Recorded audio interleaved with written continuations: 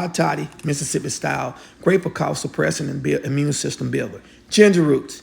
First of all, this is my personal recipe as well. Ricola cough drops, locally raised Smith Pure Honey, Petal, Mississippi.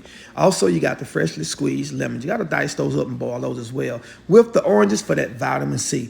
Then you have the peppermint mixed with your cough drops. You take all that and boil it all together. The elderberry is a must. You got to have it. It works. This, I can't pronounce, but it works. I know it. It's been recommended. This is that famous moonshine. It will knock you down. Turn this 7 to an L with this Jack Daniels and that Jack Daniels honey.